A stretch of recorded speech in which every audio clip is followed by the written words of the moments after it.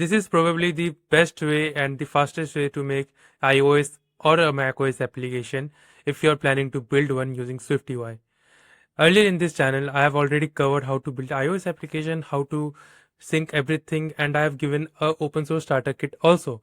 But that particular starter kit had a lot of things, and it was, you can say, a lot of integration, and it was more like a teaching repository. Like you can understand how data flows, what each file contains, and it was very segregated and a lot of features involved. But if you're someone who just wants to get started with a blank slate and they just need only the authentication, the Supabase database, or something which requires Face ID or biometric authentication, manual theme manager, or if you need something which we also call as the payment for revenue, so you can use RevenueCat for payment, and that also I've integrated in this particular repository. Since I have already given that particular repository as open source starter kit, so I have given this as a lightweight starter kit for iOS app. So let's get into the video to understand how it works and how it looks and where you can get it. Of course, I have made it, so this is available in my GitHub repository, which you can get from this particular repo, that is lightweight starter kit iOS app, and it contains the screenshot to understand what it does. For example, this is the sign in page, then this is the onboarding from the RevenueCat, and again this is all the, like, you can say the username as well as the email ID, then manual theme manager, then Face ID, app pin, rate on App Store, then sign out. And this comes with login using Apple and Google, then widget. It also contains widget, RevenueCat payments, app login build, navigation stack to extend it more, theme manager to manually manage theme, and how to set up Supabase sign-in. This YouTube video I've linked.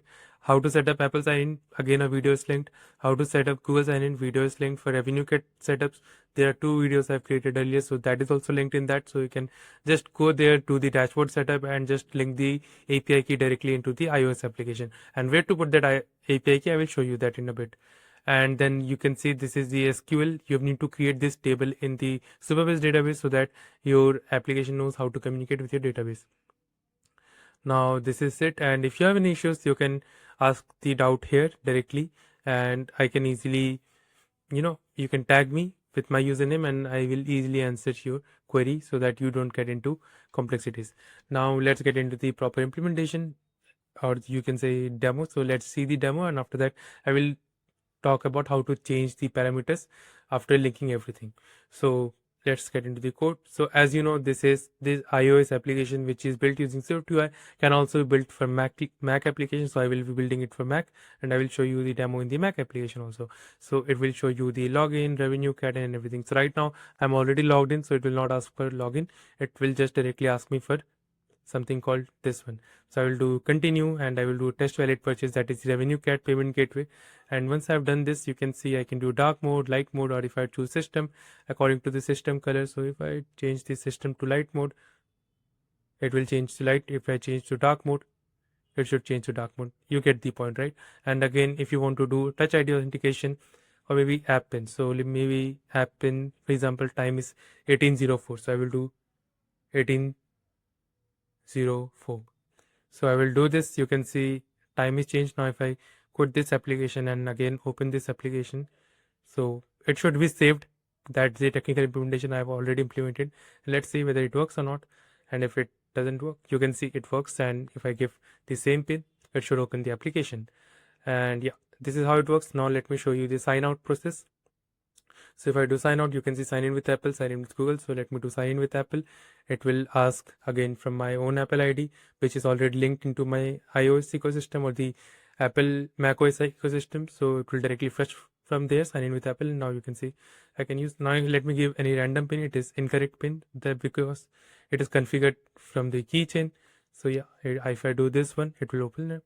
And this is it, guys. And let's turn it off. And I've turned it off, and you have already seen all the implementation, and this is the best way to get started. Now when it comes to implementation, let me stop this application, and if I go to the content view, this is where you have to do everything. So this is where everything, like the code is given, and here you can see the navigation stack. Right now I have only profile view. Now you can put another views directly here, and you can link that into the navigation stack. If you need some code inspiration to understand how you can extend it like further, you can again refer this GitHub repository, that is the iOS app widget. You can see I've already got 2-star, 1 forked and all. So you can use this particular application, but this is complex. So you can read this content view and you can backtrack what particular view, what does it contain. But my opinion would be to get started with the lightweight starter kit because it is easy to set up. And now let's talk about something which is important, that is the API key. So what exactly do you need to change?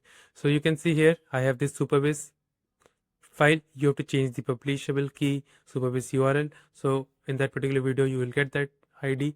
And after that, what you have to change, go here, let me just open this one, and you have to change a lot of things here. So for example, the bundle identifier you have to change and manage according to your own IDs. And after that you have to add packages. It should be added automatically, but if it is not added, I will share the package dependencies link also. So you need 3 package dependencies for this particular project, and that is the Supabase, iOS, Google sign-in, and your RevenueCat. So you can see this is the RevenueCat. So I will again link this one, this package. Then you need Supabase Swift, this package you need. So again I will link it to you. Then you need Google sign-in iOS. So these are the 3 packages which you need to actually run this particular starter kit. Now once you've done this, go here and add all the packages, which should work easily.